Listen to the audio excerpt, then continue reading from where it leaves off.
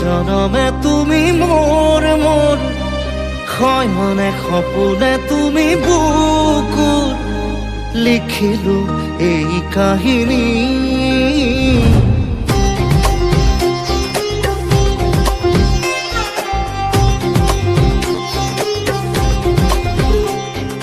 জনমে জনমে তুমি মোর মোর শয়নে সপোনে তুমি বুকুৰ লিখিলো